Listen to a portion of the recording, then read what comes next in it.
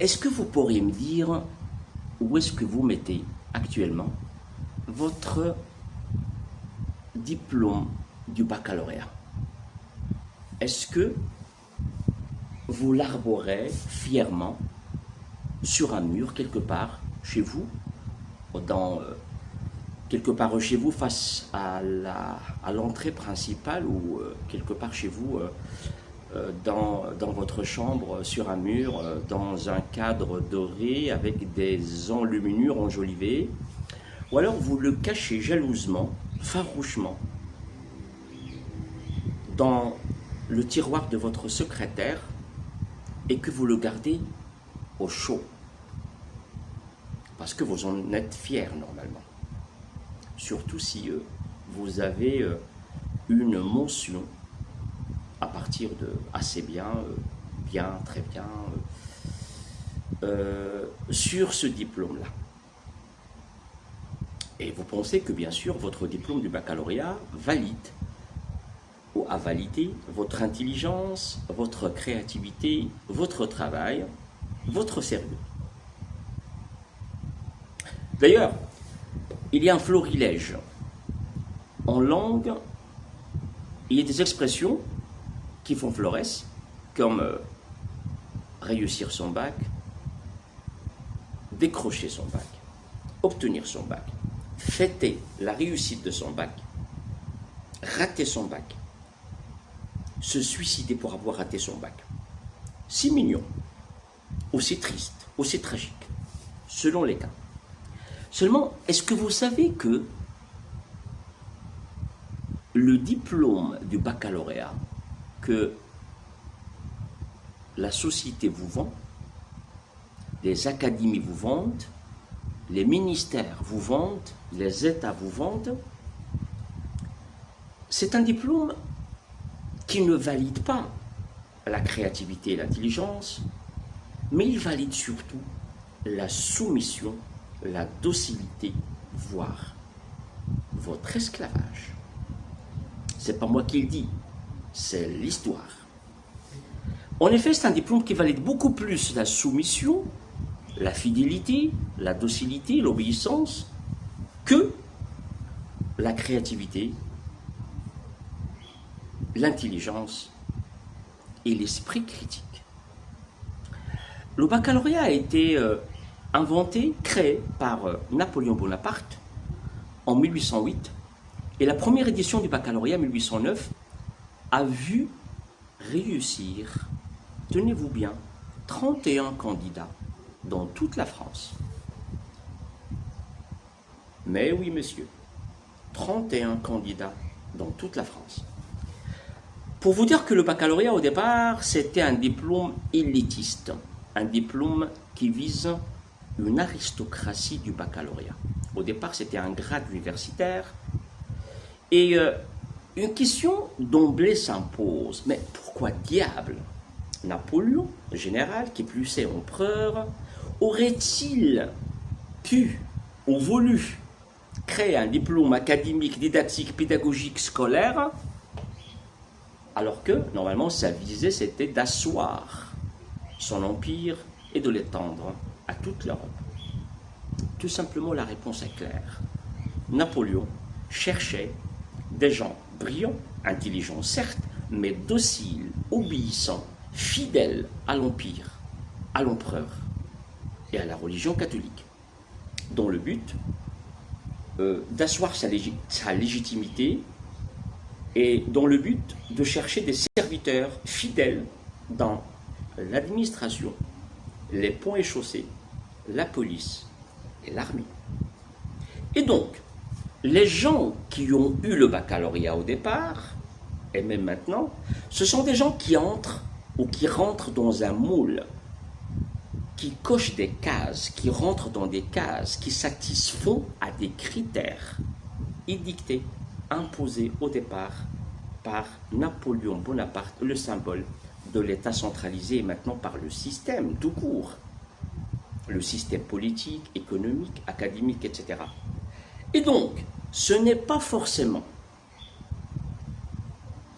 la personne qui a réussi le bac, soit la personne la plus créative, la plus brillante, mais il faut qu'elle soit la plus docile, la plus obéissante, d'autant plus que Napoléon Bonaparte faisait en sorte que, au départ du baccalauréat, les filles en soient exclues, les pauvres, les masses en soient exclues, les philosophes, les artistes, les esprits rebelles, les contestataires et les libres penseurs. Ça n'a rien à voir avec le baccalauréat actuel, le baccalauréat de masse démocratisé dans toutes les villes, dans tous les villages du monde. Le baccalauréat visait une élite fidèle à l'empereur. Et ce qu'on peut dire du bac, on peut le généraliser à tous les diplômes, du baccalauréat au doctorat. Celui qui a réussi le diplôme, raison de plus s'il a une mention, hein. Ça veut dire que c'est quelqu'un qui, certes, intelligent, travailleur, dynamique, il fait preuve d'assiduité, de ténacité, mais c'est quelqu'un qui n'a pas d'esprit critique, c'est quelqu'un qui ne peut jamais être contestataire, libre penseur, critiquer le système. D'ailleurs, Thomas Edison, le physicien Faraday, est actuellement le concepteur de Microsoft, de Facebook et d'Apple. Ce sont des gens qui ont préféré quitter ou qui ont été contraints de le faire. Donc qui ont préféré quitter le système académique et pour non seulement s'accomplir, s'affirmer, mais pour vivre leur vie comme il se doit et pour non pas avoir une emprise sur les devoirs oraux et écrits, mais avoir une emprise sur la réalité, avec de l'action. Et ces gens que je viens de citer ont influencé dans une large mesure, ces gens parmi tant d'autres, ils ont influencé dans une large mesure la réalité quotidienne, mieux que les grands esprits, les grands diplômés, les grands docteurs. C'est pour vous dire que, pour vous la faire courte, la personne qui ose contester, qui ose se rebeller, qui ose penser par elle-même, loin des sentiers battus, loin des ornières, a beaucoup plus de mal, aura beaucoup plus de mal à accumuler les diplômes. Enfin, le diplôme, en quelque sorte, c'est comme ce calibreur, c'est comme cette espèce de moule dans ce calibreur dans lequel doit rentrer la tomate qu'on doit exporter. Si la tomate est plus grosse et qu'elle ne rentre pas dans ce calibreur, elle est recalée. Hein, c'est une copie hors sujet. S'il est trop mince et qu'elle rentre facilement dans le calibreur et tombe par terre, elle est recalée. Sa copie est hors sujet. Et donc, seule la grosse tomate qui répond exactement aux normes du calibreur, c'est cette tomate qui va être exportée. Alors que les tomates, qu'elles soient petites, grosses, moyennes, leur essence est la même. Et peut-être même que la tomate qui n'a pas été choisie pour qu'elle soit exportée, eh bien, elle peut rester dans le pays d'origine et faire le bonheur des gens. Elle peut être même beaucoup plus délicieuse que la tomate, la grosse tomate exportée. Elle peut même être bio. Elle peut être à un prix raisonnable. Et donc, il peut faire le bonheur de plusieurs personnes. Mais pourquoi, diable, voulons-nous accumuler les diplômes et être tous des tomates à exporter? La prochaine fois que quelqu'un vous dit peut-être comme ça, sans penser à mal, tu sais, moi, j'ai un baccalauréat, une licence, un doctorat. Eh bien, j'ai un doctorat machin, nanani nanana, tatati tatata. Dites-lui, c'est du blabla.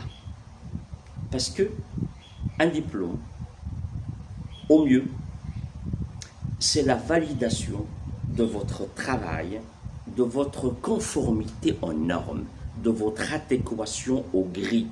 Parce que dans un diplôme, personne ne choisit le contenu à étudier, ni le contenant d'ailleurs, ni les évaluations.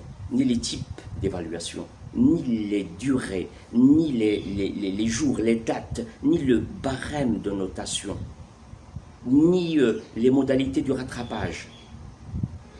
On se soumet, on est docile, on obéit. Et les gens qui réussissent leur diplôme sont des gens certes intelligents, mais ce sont des gens qui sont assez intelligents pour comprendre les règles du jeu. Les règles du jeu, c'est de travailler sans penser. Parce que, comme il a dit Alain, penser, c'est dire non. Et comme il a dit Michel Foucault, l'école est une prison dans son livre célèbre, Surveiller et punir. Parce que finalement, le diplôme, c'est quoi? Le diplôme, au mieux, c'est un degré d'adéquation de ce que vous faites à ce que attend le système de vous. Tout simplement. Et au pire, qu'est-ce que c'est qu'un diplôme? C'est un papier, tout simplement, sur lequel un mortel met une tache d'encre. Réfléchissez-y, s'il vous plaît, et sachez que c'est la personne qui fait le diplôme. Et le diplôme ne peut vraiment jamais faire une personne. Merci à vous.